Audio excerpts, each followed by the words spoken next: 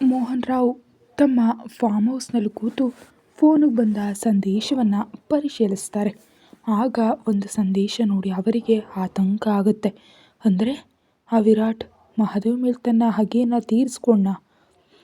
ಈಗ ನೇರವಾಗಿ ನನ್ನ ಮೇಲೆ ಯುದ್ಧಕ್ಕೆ ಬರ್ತಾನೆ. ಇಲ್ಲ, ಹಾಗಾಗೋದಕ್ಕೆ ಬಿಡಬಾರ್ದು.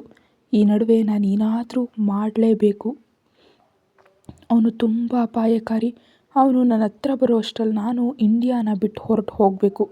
ನನ್ನನ್ನು ನಾನು ಕಾಪಾಡಿಕೊಳ್ಬೇಕು. ಅವನು ಆ ಮಹಾದೇವನ ಪರಿಸ್ಥಿತಿಯನ್ನೇ ಅಷ್ಟು ಘೋರವಾಗಿ ಮಾಡಿದ್ದಾನೆ ಅಂದರೆ ಇನ್ನೂ ನನ್ನನ್ನು ಏನು ಮಾಡ್ತಾನೋ ಅಂತ ಊಹಿಸ್ಕೊಳ್ಳೋದಕ್ಕೂ ಭಯ ಆಗ್ತಿದೆ ಅಂತ ಮನಸ್ಸಿನಲ್ಲೇ ಅಂದ್ಕೊಳ್ತಾರೆ. ಮೊದಲು ನಾನು ನನ್ನ ಮಗ ಮತ್ತು ಮಗಳನ್ನು ಕಾಪಾಡಿಕೊಳ್ಬೇಕು ಅಂತ ತನ್ನ ಫೋನ್ನಿಂದ ಯಾರಿಗೋ ಕಾಲ್ ಮಾಡ್ತಾರೆ ಮೋಹನ್ ರಾವ್. ಅದೇ ಸಮಯದಲ್ಲಿ ವಿರಾಟ್ ಫೋನ್ಗೆ ಒಂದು ಸಂದೇಶ ಬರುತ್ತೆ. ಅದನ್ನು ನೋಡಿ ವಿರಾಟ್ ಮುಖದಲ್ಲಿ ಒಂದು ರೀತಿಯ ವಿಚಿತ್ರವಾದ ನಗು ಮೂಡುತ್ತೆ. ಇಷ್ಟಕ್ಕೂ ನೀನು ಈ ರೌಡಿಗಳಿಂದ ನಿನ್ನ ಮೇಲೆ ಅಟ್ಯಾಕ್ ಮಾಡಿಸುವಂತೆ ಅವ್ರ ಜೊತೆ ಯಾಕೆ ಹೀಗೆ ನಾಟಕ ಆಡಿಸ್ದೆ ಅಂತ ನಿಖಿಲ್ ಕೇಳ್ತಾನೆ. ಸಿಗರೇಟ್ ಸೇದಿ ಹೊಗೆ ಬಿಡುತ್ತಾ ವಿರಾಟ್ ಹೇಳ್ತಾನೆ, ಯಾಕಂದರೆ ಎಮೋಷ್ನಲ್ ಆಗಿ ಆ ಮಹಾದೇವನಿಂದ ನನ್ನ ಚಂದನ ದೂರ ಆಗಬೇಕು ಅಂತ. ತನ್ನ ಅಪ್ಪನಿಂದ ಎಷ್ಟೇ ದೂರ ಇದ್ದರೂ ಚಂದನ ಮನಸ್ಸಿನಲ್ಲಿ ಎಲ್ಲೋ ಒಂದು ಕಡೆ ಆ ಮಹಾದೇವನ ಮೇಲೆ ಕನಿಕರ ಇದೆ. ಆ ಕನಿಕರವನ್ನು ಪೂರ್ತಿಯಾಗಿ ಬ್ರೇಕ್ ಮಾಡಬೇಕು ಅಂತ ಇದೆಲ್ಲ ಮಾಡಿದೆ ಅಂತಾನೆ. ವಿರಾಟ್ ಮಾತು ಕೇಳಿ ಆನಂದ್ ಮತ್ತು ನಿಖಿಲ್ ಸುಮ್ಮನಾಗ್ಬಿಡ್ತಾರೆ. ಸಂಜೆ ಕಣ್ಬಿಟ್ಟ ಚಂದನ ಸುತ್ತಲೂ ಒಮ್ಮೆ ನೋಡಿ ವಾಶ್ರೂಮ್ಗೆ ಹೋಗ್ತಾಳೆ. ಕನ್ನಡಿಯಲ್ಲಿ ತನ್ನನ್ನು ತಾನು ಒಮ್ಮೆ ನೋಡ್ಕೊಳ್ತಾಳೆ. ಕೂಡಲೇ ಅವಳ ಕಣ್ಣಲ್ಲಿ ನೀರು ಬರುತ್ತೆ. ಗಟ್ಟಿಯಾಗಿ ಉಸಿರು ಬಿಟ್ಟು ಕಣ್ಣು ಒರೆಸ್ಕೊಳ್ತಾ, ನೀವು ಬಹಳ ತಪ್ಪು ಮಾಡಿದ್ರಿ ಅಪ್ಪ. ಮೊದಲೇ ಬಹಳ ಪಾಪಗಳನ್ನ ಮಾಡಿದ್ದೀರಿ. ಈಗ ಮತ್ತೆ ವಿರಾಟ್ ಅವ್ರ ಮೇಲೆ ಅಟ್ಯಾಕ್ ಯಾಕೆ ಮಾಡಿಸಿದ್ರಿ? ನಿಮ್ಮನ್ನು ಆ ಸ್ಥಿತಿಯಲ್ಲಿ ನೋಡಿ ನನಗೆ ಬಹಳ ನೋವಾಗ್ತಿದೆ. ಆದರೆ ನೀವು ಮಾಡಿದ ಪಾಪಕ್ಕೆ ಈಗ ಶಿಕ್ಷೆ ಅನುಭವಿಸ್ತಾ ಇದ್ದೀರಿ. ನಾವು ಮಾಡಿದ ಕರ್ಮ ನಮಗೆ ಮರಳಿ ಬರುತ್ತೆ. ಒಳ್ಳೇದು ಮಾಡಿದರೆ ಒಳ್ಳೆಯದು, ಕೆಟ್ಟದ್ದು ಮಾಡಿದರೆ ಕೆಟ್ಟದ್ದು. ಈಗ ನೀವು ಅನುಭವಿಸ್ತಿರೋದು ನಿಮ್ಮ ಪಾಪದ ಶಿಕ್ಷೆ. ಅದಕ್ಕೆ ನಾನಿನ್ನೂ ಅಳೋದಿಲ್ಲ. ನಾನು ಅತ್ತರೆ ವಿರಾಟ್ ಅವರು ತಡೆದುಕೊಳ್ಳೋದಿಲ್ಲ ಮತ್ತು ನಾನು ಅವರನ್ನು ನೋಯಿಸೋದಕ್ಕೆ ಸಾಧ್ಯ ಇಲ್ಲ ಅಂತ ಮುಖ ತೊಳೆದು ಹೊರಗಡೆ ಬರ್ತಾಳೆ ಚಂದನ. ಎದುರಿಗೆ ತನ್ನನ್ನೇ ನೋಡ್ತಾ ಇರುವ ವಿರಾಟ್ ಕಂಡು ಕೂಡಲೇ ಓಡ್ ಹೋಗಿ ಅವನನ್ನು ಬಿಗಿಯಾಗಿ ತಪ್ಪಿಕೊಳ್ತಾಳೆ. ಚಂದನ ಅಷ್ಟು ಹಠಾತ್ತನೆ ಬಂದು ತಪ್ಪಿಕೊಂಡಿದ್ದಕ್ಕೆ ವಿರಾಟ್ ಶಾಕ್ ಆಗ್ತಾನೆ. ಕೂಡಲೇ ಅವಳನ್ನು ಸುತ್ತುವರೆದು ಅಪ್ಪಿಕೊಳ್ತಾನೆ. ಐ ಲವ್ ಯು ವಿರಾಟ್ ಅವರೇ,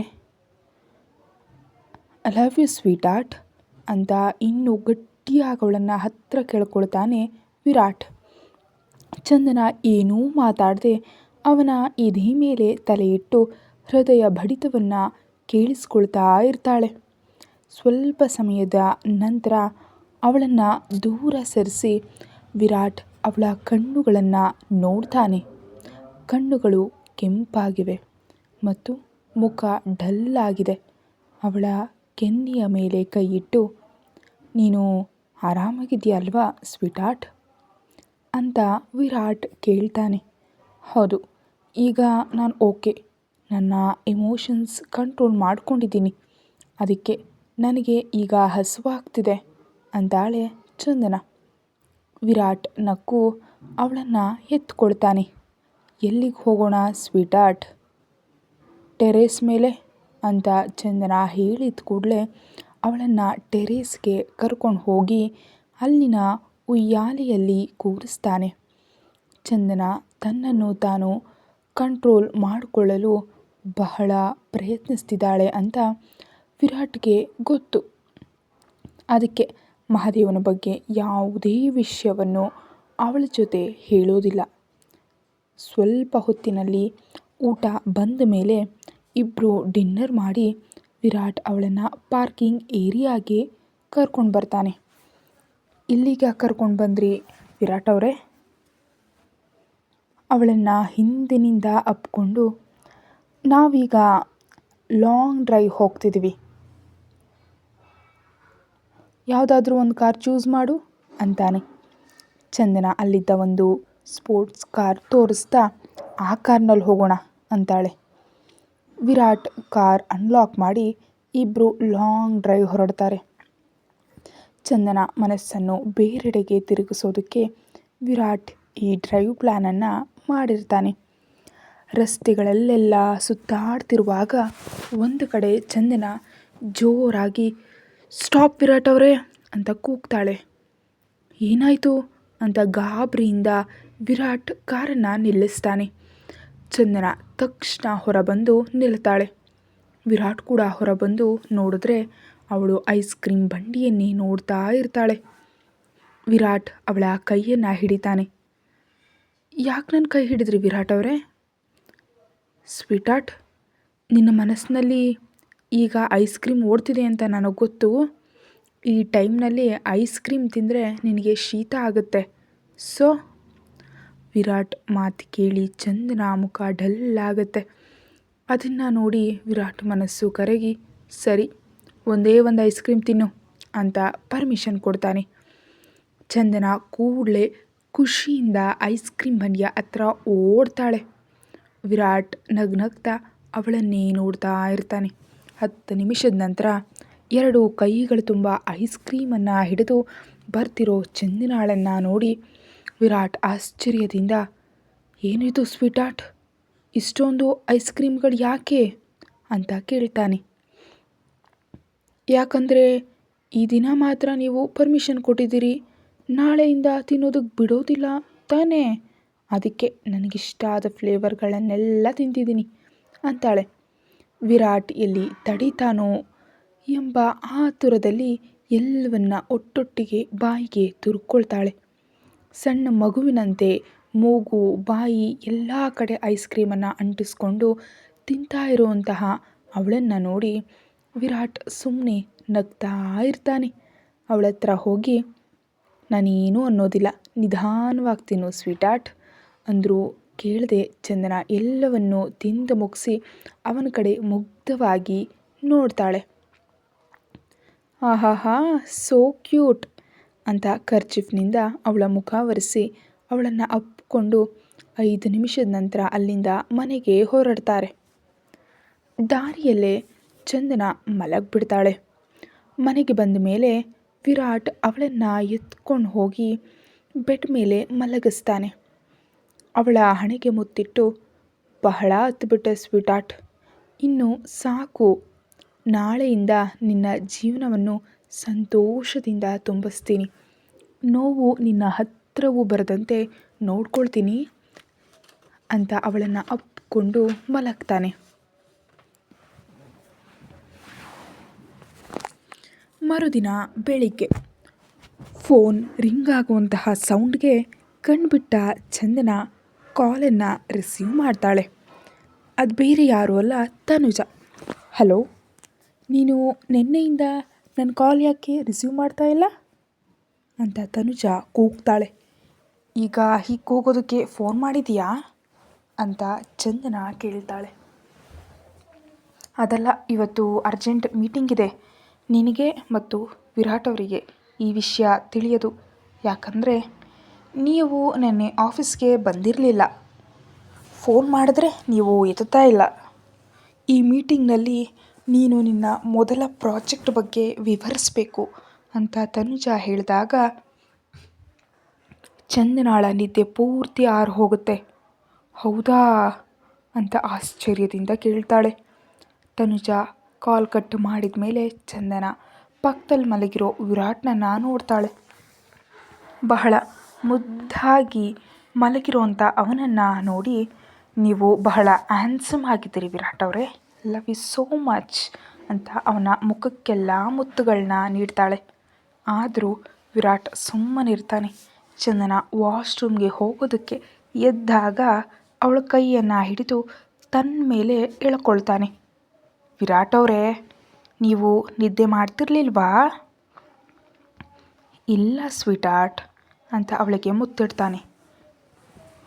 ಚಂದನ ಮೀಟಿಂಗ್ ಇದೆ ಅಂತ ಹೇಳ್ತಾ ಇದ್ರು ಕೇಳದೆ ಅವಳನ್ನು ಎತ್ಕೊಂಡು ವಾಶ್ರೂಮ್ ಒಳಗಡೆ ಹೋಗಿ ಶವರನ್ನು ಆನ್ ಮಾಡ್ತಾನೆ ವಿರಾಟ್. ವಿರಾಟ್ ಅವರೇ, ಏನು ಮಾಡ್ತಾ ಇದ್ದೀರಾ?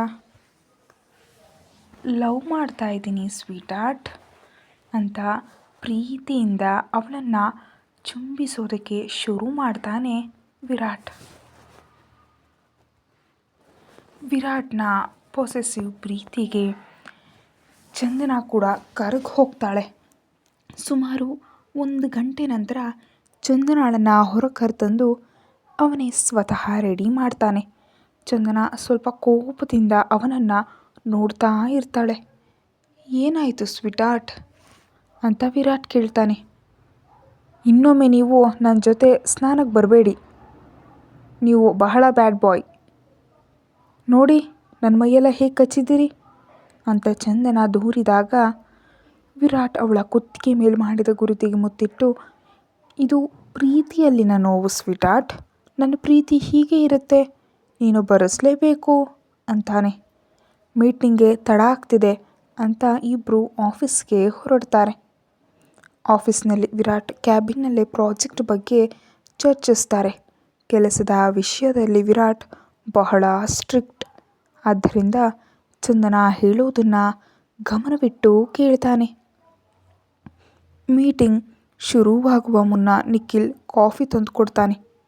ಚಂದನ ಗಾಬರಿಯಲ್ಲಿದ್ದಾಗ ವಿರಾಟ್ ಧೈರ್ಯ ತುಂಬ್ತಾನೆ. ಕಾನ್ಫರೆನ್ಸ್ ರೂಮ್ನಲ್ಲಿ ಚಂದನ ತನ್ನ ಪ್ರಾಜೆಕ್ಟ್ ಬಗ್ಗೆ ಅದ್ಭುತವಾಗಿ ವಿವರಿಸ್ತಾಳೆ. ಎಲ್ಲರೂ ಅವಳನ್ನು ಮೆಚ್ಕೊಳ್ತಾರೆ. ಚಂದನ ಖುಷಿಯಿಂದ ವಿರಾಟ್ನನ್ನು ಅಪ್ಕೊಂಡು, ನಾನು ಮೀಟಿಂಗ್ ಆಗಿ ಮುಗಿಸ್ದೆ ವಿರಾಟ್ ಅವರೇ ಅಂತಾಳೆ. ವಿರಾಟ್ ಹೆಮ್ಮೆಯಿಂದ ಅವಳನ್ನು ನೋಡಿ ತನ್ನ ಕೆಲಸಕ್ಕೆ ಹೋಗ್ತಾನೆ. ಚಂದನ ತನ್ನ ಕ್ಯಾಬಿನ್ನಲ್ಲಿ ಕೆಲಸ ಮಾಡ್ತಿರುವಾಗ ಪಿಂಕಿ ಕಾಫಿ ತಂದು ಕೊಡ್ತಾಳೆ. ಪಿಂಕಿ ಚಂದನಾಳ ಪರ್ಸ್ನಲ್ ವಿಷಯ ಕೇಳೋದಕ್ಕೆ ಹೋದಾಗ ಚಂದನ ಬಹಳ ಗಂಭೀರವಾಗಿ, ನೀನು ನನ್ನ ಅಸಿಸ್ಟೆಂಟ್ ಅಷ್ಟೇ, ನನ್ನ ಪರ್ಸ್ನಲ್ ಲೈಫ್ನಲ್ಲಿ ತಲೆ ಹಾಕಬೇಡಿ, ಹೊರಗೆ ಹೋಗು ಅಂತ ಗಟ್ಟಿಯಾಗಿ ಕೂಗ್ತಾಳೆ. ಪಿಂಕಿಯ ಬಗ್ಗೆ ಚಂದನಾಳಿಗೆ ಒಂದು ರೀತಿಯ ಅಪಾಯದ ಮುನ್ಸೂಚನೆ ಸಿಗ್ತಿರುತ್ತೆ.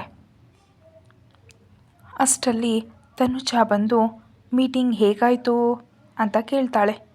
ಚಂದನ ಅಳ್ತಾ ನಿನ್ನೆ ನಡೆದಿದ್ದು ಎಲ್ಲವನ್ನ ಹೇಳ್ತಾಳೆ. ಅಪ್ಪ ಈಗ ಕೋಮದಲ್ಲಿದ್ದಾರೆ, ಅವರು ವಿರಾಟ್ ಅವ್ರ ಮೇಲೆ ಅಟ್ಯಾಕ್ ಮಾಡಿಸೋದಕ್ಕೆ ರೌಡಿಗಳಿಗೆ ಸುಪಾರಿ ಕೊಟ್ಟಿದ್ರು ಅಂತ ವಿವರಿಸ್ತಾಳೆ. ತನುಜಾ ಆಶ್ಚರ್ಯದಿಂದ ಕೇಳ್ತಾಳೆ. ತನುಜಾ ಕ್ಯಾಂಟೀನ್ಗೆ ಹೋಗಿ ಯೋಚಿಸ್ತಾಳೆ. ನನಗೆ ಯಾಕೋ ಏನೋ ತಪ್ಪು ನಡೀತಿದೆ ಅನ್ನಿಸ್ತಿದೆ. ವಿರಾಟ್ ಅಷ್ಟು ವೀಕ್ ವ್ಯಕ್ತಿಯಲ್ಲ, ರೌಡಿಗಳವ್ರ ಮೇಲೆ ಅಟ್ಯಾಕ್ ಮಾಡ್ತಾರೆ ಅಂದರೆ ನಂಬೋದಕ್ಕೆ ಸಾಧ್ಯ ಇಲ್ಲ. ಏನೋ ನಡೀತಿದೆ, ಇದರ ಉತ್ತರ ಯಾರ ಹತ್ರ ಇರ್ಬೋದು ಅಂತ ಆಲೋಚಿಸ್ತಾಳೆ. ಅಷ್ಟರಲ್ಲಿ ನಿಖಿಲ್ ಕಡೆಯಿಂದ ಮೆಸೇಜ್ ಬಂದಾಗ ತನುಜಾ ಹೊರಟ್ರೆ ಎದುರಿಗೆ ವಿರಾಟ್ ಬರ್ತಾನೆ. ಚಂದನ ಊಟ ಮಾಡಲ್ಲ ಅಂತ ಕೇಳ್ತಾನೆ. ತನುಜಾ ಹೌದು ಎಂದಾಗ ವಿರಾಟ್ ಗಂಭೀರವಾಗಿ, ನನ್ನ ಚಂದನಾಳಿಂದ ದೂರ ಇರು, ಅವಳ ಜೊತೆ ಮಾತನಾಡೋದಕ್ಕೆ ಮಾತ್ರ ನಿನಗೆ ಪರ್ಮಿಷನ್ ನೀಡ್ತಿದ್ದೀನಿ, ಅದಕ್ಕಿಂತ ಹೆಚ್ಚು ಯಾವುದರಲ್ಲೂ ತಲೆ ಹಾಕಬೇಡ, ನನಗೆ ಇಷ್ಟ ಇಲ್ಲ ಅಂತ ಎಚ್ಚರಿಕೆ ನೀಡಿ ಚಂದನಾಳ ಹತ್ರ ಹೋಗ್ತಾನೆ. ಚಂದನಾಳನ್ನು ಎತ್ಕೊಂಡು ಅಲ್ಲೇ ಇರೋ ಬೆಡ್ರೂಮ್ಗೆ ಕರೆದೊಯ್ದು ಮಲಗಿಸ್ತಾನೆ. ನನ್ನನ್ನು ಬಿಟ್ಟು ನೀನು ಯಾರೊಂದಿಗೂ ಕ್ಲೋಸ್ ಆಗಿರೋದು ನನಗೆ ಇಷ್ಟ ಇಲ್ಲ ಸ್ವೀಟಾರ್ಟ್. ನಿನಗೆ ನಾನೇ ಪ್ರಮುಖ ಆಗಬೇಕು. ಯಾವ ಮಹಾದೇವ್ ಆಗಲಿ ಯಾವ ತನುಜ ಆಗಲಿ ನಿನ್ನನ್ನು ನನ್ನಿಂದ ದೂರ ಮಾಡೋದಕ್ಕೆ ಸಾಧ್ಯ ಇಲ್ಲ. ಪ್ಲೀಸ್ ನನ್ನ ಸಹನೆಯನ್ನು ಪರೀಕ್ಷಿಸಬೇಡ ಅಂತಾನೆ. ವಿರಾಟ್ ಮಾತುಗಳಲ್ಲಿ ಒಂದು ರೀತಿಯ ಅಧಿಕಾರ ಮತ್ತು ಕೋಪ ಇರುತ್ತೆ. ವಿರಾಟ್ ಇಷ್ಟೊಂದು ಪೊಸೆಸಿವ್ ಆಗಿದ್ದಾನಲ್ಲ ಅಂತ ಯೋಚಿಸ್ತಲೇ ಚಂದನ ನಿದ್ರೆಗೆ ಜಾರ್ತಾಳೆ. ಕತೆ ಮುಂದುವರಿಯುತ್ತೆ. Thank you.